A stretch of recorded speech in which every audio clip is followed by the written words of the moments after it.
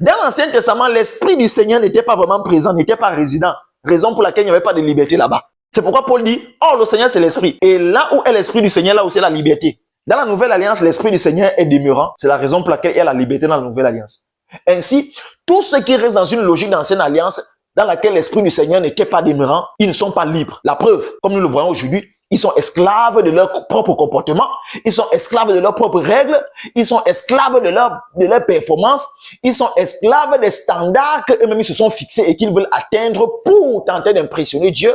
Il n'y a pas de liberté là où il n'y a pas l'Esprit du Seigneur. Ce système de l'Ancien Testament, dans lequel le Saint-Esprit n'était pas demeurant, il n'y a pas de liberté. Et c'est pourquoi Paul dit ici, au verset 14, que c'est en Christ que le voile là est, que le voile là disparaît.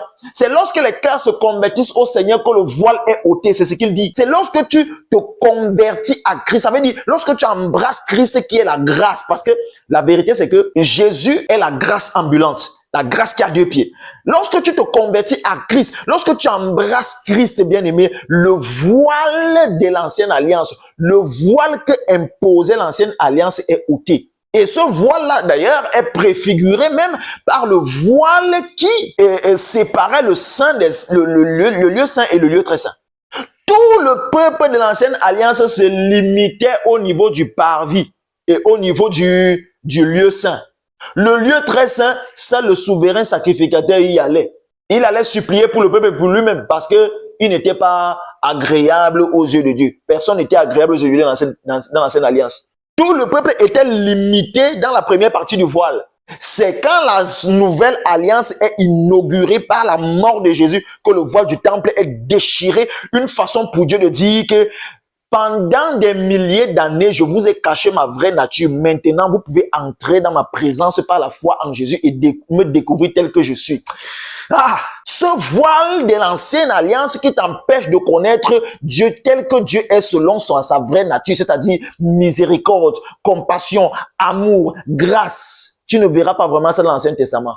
C'est quand tu embrasses l'évangile que tu découvres ce côté-là, que tu découvres cette nature de Dieu. Et c'est là où tu réaliseras que tu t'es condamné pendant des années pour des choses, pour des actions par rapport auxquelles Dieu lui ne te condamne plus. Continuons la lecture. C'est parce que tu n'as pas compris que il n'y a maintenant plus de condamnation pour ceux qui sont en Christ. Tu n'as pas compris ça? Comprends ça au nom de Jésus. Alors poursuivons la lecture, bien-aimé. Verset 15. Jusqu'à ce jour, quand on lit Moïse, un voile est jeté sur les cœurs. Quand on lit Moïse, l'Ancien Testament, malheureusement, frère, il faut voir comment les enseignants de la parole sont restés enfermés dans l'Ancien Testament. Le système de l'Ancien Testament, ceux même qui essayent de se servir des versets du Nouveau Testament, c'est avec un état d'esprit, c'est avec l'état d'esprit de l'Ancienne Alliance. Oui, c'est pourquoi ils essayent de faire comme un certain équilibre, un certain pont. Il dit, tant qu'on lit Moïse, le voile est jeté parce que tu ne peux pas connaître Dieu tel que Dieu est dans l'Ancienne Alliance. Tu ne peux pas. Tu ne peux pas. Tu ne peux pas. Jésus c'est Dieu pour nous faire comprendre ça, même en disant, Jean-Baptiste était le plus grand de tous les hommes, mais le plus pécheur dans le royaume sera plus grand que Jean-Baptiste. Pour que nous comprenions bien aimé qu'il n'y avait rien dans l'Ancienne Alliance. Il n'y avait rien à envier à ces personnages. Ces personnages de l'Ancien Testament ne connaissaient pas Dieu comme toi et moi nous connaissons aujourd'hui.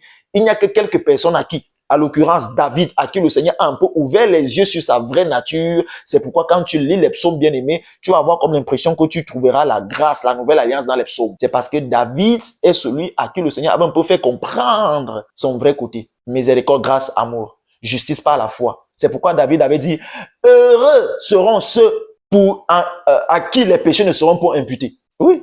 Parce que une fois que tu es en Christ, bien-aimé, tes péchés les fautes ne te sont plus imputées. Je sais ce que tu es en train de dire, bien-aimé, laisse. On va bien en parler un autre jour.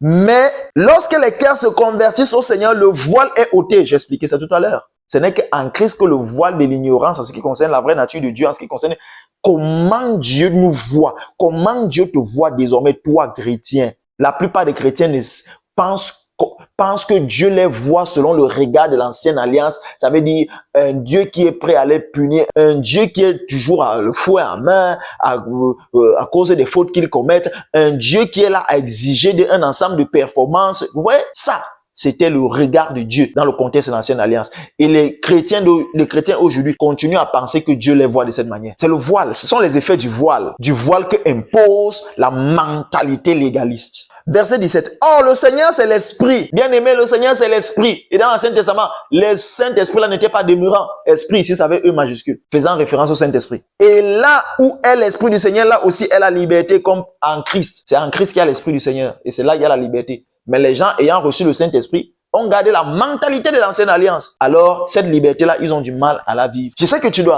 il y a ça qui passe. Mais frère, qu'en est-il de ce que Jésus avait dit qui n'est pas venu abolir la loi? Ok, d'accord. Alors, allons dans Colossiens. Colossiens chapitre 2, verset 14. Il l'a émis pour Jésus. Il a effacé l'acte dont les ordonnances nous condamnaient et qui subsistait contre nous en l'incluant à la croix. Il a effacé l'acte. On dit bien effacé. Il est bien écrit effacé.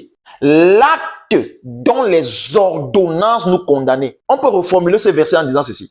Jésus a effacé le document dont les lois nous condamnaient. Quand on dit cela, que Jésus a effacé l'acte dont les ordonnances nous condamnaient, bien aimé, il s'agit de la loi. La loi a été clouée à la croix. Et pourquoi la loi a été clouée à la croix? Pourquoi le sang de Christ a effacé cet acte? Pourquoi? Parce que c'est au travers de cette même croix-là que cette loi a été accomplie. Et une fois que la loi est accomplie, quand une chose est accomplie, elle est accomplie, on passe à autre chose. La loi n'a pas été accomplie par Christ pour que nous qui croyons en Jésus-Christ, nous accomplissions encore une autre partie de cette loi, comme si Christ n'avait pas accompli toute la loi. Non, Christ a accompli toute la loi. C'est Christ qui a accompli toute la loi pour nous. Il a accompli toute la loi des exigences de comportement, de conduite. Il a accompli tout cela pour nous. Nous n'avons plus à accomplir ces exigences-là. Il a accompli cela à notre place et désormais, la loi elle-même ne nous exige plus rien. Pourquoi? Parce que Christ l'a déjà accompli pour nous. Ah, frère. Ainsi, nous ne sommes plus sous la loi. Nous n'avons plus à lutter avec la loi. C'est pourquoi un peu plus loin, Paul dit, pourquoi est-ce que si je suis en Christ, on m'impose encore cette tradition, ces rudiments? Là, je suis en train de paraphraser. Fais, ne fais pas, mange, ne mange pas. Pourquoi m'impose-t-on encore cela? Je ne suis plus sous la loi. Il a effacé l'acte dont les ordonnances nous condamnaient et qui subsistait contre nous et il l'a détruit. Bien aimé, c'est ce qui est écrit. Et il l'a détruit en le clouant à la croix. C'est de la loi qu'on est en train de parler comme ça. Hein. Faut pas, tu vas penser que c'est autre chose. C'est de la loi qu'on est en train de parler. Et quand il l'a fait par la même croix, verset 15, il a dépouillé les dominations et les autorités de Satan et sa cohorte. Alléluia. Maintenant, je sais que jusque-là, je ne réponds pas à ta question, mais pourquoi donc Jésus avait dit qu'il n'est pas venu accomplir, il n'est pas venu abolir la loi, mais il est venu l'accomplir? Écoutez, Jésus est né sous la loi, il a grandi sous la loi. Pendant son ministère terrestre, il ne pouvait pas abolir la loi. Pourquoi? Parce qu'il est né sous la loi et il a grandi sous la loi. La législation en vigueur au temps de Jésus, c'était l'ancienne alliance, c'est-à-dire c'était la loi. C'est la mort de Jésus-Christ qui est le point de rupture entre l'ancienne alliance et la nouvelle alliance. C'est quand Christ meurt, d'ailleurs, ce qu'on est en train de dire ici, en les clouant à la croix, il a détruit cela à la croix. C'est la croix qui met un terme à l'ancienne dispensation et ouvre le chapitre de la nouvelle dispensation.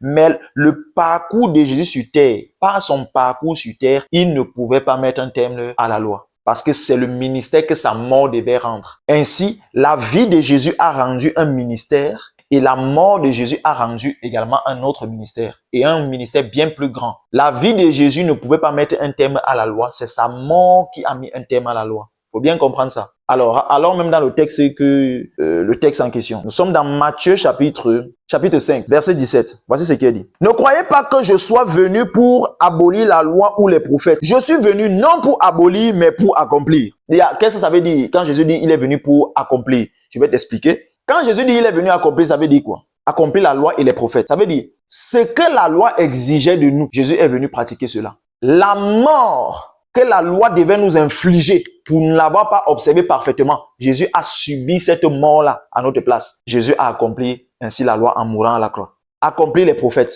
Les prophètes avaient annoncé un ensemble de choses que Jésus devait faire durant son parcours sur cette terre. Et Jésus a accompli tout ce que les prophètes avaient annoncé concernant sa venue pour le salut de l'humanité. Jésus a accompli tout cela quand il est mort à la croix. Donc ainsi, par sa mort à la croix, Jésus a accompli les prophètes. Il a accompli, quand on dit les prophètes, ça veut dire ce que les prophètes avaient prophétisé, avaient annoncé concernant eux, son ministère pour le salut de l'humanité. Il a accompli tout cela en mourant à la croix. Il a aussi accompli la loi en mourant à la croix. Maintenant, si on s'arrête seulement à ce niveau-là, c'est clair que ce qui est écrit ici là contredit tout ce que je viens de développer tout à l'heure. Et même contredit ce que Paul, parce que ce que je viens de développer là, tout à l'heure, c'est ce que Paul, c'est l'évangile que Paul a reçu et qui est le seul évangile. D'ailleurs, lui-même, il le dit, je m'étonne que vous soyez promptement si vite passé à un autre évangile. Pas qu'il existe un autre évangile. Une façon de dire que, en fait, il n'y a qu'un seul évangile. Et c'est ce que Paul prêchait. L'évangile, là, c'est Christ. Christ crucifié, l'évangile, la grâce, l'œuvre achevée. Alors, si on s'arrête à ce niveau, c'est au verset 17, et c'est ce que beaucoup de personnes font, ils s'arrêtent au verset 17. Là, je serais d'accord avec toi que la loi n'a pas été abolie. Mais continuons. Verset 18. Verset 18. Voyez ce qu'il a dit. Car je vous le dis en vérité, tant que le ciel et la terre ne passeront point, il ne disparaîtra pas de la loi un seul iota ou un seul trait de lettre. On s'arrête d'abord là. Le verset 18 n'est pas fini. Hein. Il y a une virgule là. Il y a le reste de la phrase. Si on s'arrête là également, d'accord, Jésus n'a pas aboli la loi. Jusqu'à ce que le ciel et la terre passeront, aucun trait, pas un seul trait de lettre, aucun iota ne sera... de l'être ne disparaîtra. Là, à ce niveau-ci là, je suis d'accord avec toi, la loi n'a pas été, Jésus n'a pas mis un terme à la loi. Sauf que, il y a la virgule là. Et c'est ce qui est sur la virgule là qui fait toute la différence. Et malheureusement, la plupart d'entre nous, on n'est jamais arrivé jusque-là. Du moins, cette partie-là, d'après la virgule, n'a jamais attiré notre attention. Après la virgule, là, qu'est-ce qui est écrit? Jusqu'à ce que tout soit arrivé. Hein? Aucun iota, aucun trait de lettre ne disparaîtra. Jusqu'à ce que tout soit arrivé. Supposons que, par exemple, je dis, je serai avec toi jusqu'à ce que tu trouves ton chemin. Cela signifie que ma présence à t'écouter n'est pas éternelle, mais est temporaire, vrai ou faux? Et bien sûr que c'est vrai. Dès lors qu'il y a déjà jusqu'à ici, cela nous donne déjà de comprendre que la loi n'était pas éternelle, que la loi avait une durée, une date de péremption. Jusqu'à quand? Jusqu'à ce que aucun trait de lettre ne disparaîtra, jusqu'à ce que tout soit arrivé. Effectivement, jusqu'à ce que tout quoi soit arrivé, jusqu'à ce que la loi et les prophètes soient accomplis. Et où et quand est-ce que la loi et les prophètes ont été accomplis? À la croix. Jusqu'à ce que tout soit arrivé. Ou jusqu'à ce que tout soit accompli. Alléluia. Et effectivement, tout a été accompli à la croix. Et Jésus avait dit ça quand il était encore en vie. Il savait que sa mort arrivait et tout allait être accompli. Jusqu'à ce que tout soit arrivé ici, nous renvoie à jusqu'à ce que tout soit accompli. Ou à la croix. Ainsi là, tu comprends, bien aimé, qu'il est important de lire tous les chapitres pour comprendre le contexte. Également, il est important de prêter attention à certains détails. Bon, souvent, nous ne le faisons pas, mais voici un détail qui fait toute la différence. Donc, de mieux voir, de mieux comprendre en fait ce que Jésus voulait dire ici. Jésus ne disait pas que la loi était éternelle. Non, Jésus voulait faire comprendre qu'il y avait une limite à la loi. Mais aussi longtemps que son ministère, il ne pouvait pas l'abolir. Mais en mourant à la croix, il a cloué cet acte dont les ordonnances nous condamnaient parce que oui, la loi avait pour mission de nous condamner. On l'a lu dans 2 Corinthiens chapitre 3, le ministère de la condamnation. Il a cloué dans ce contrat-là, il a cloué cela dont les ordonnances nous condamnaient en les détruisant à la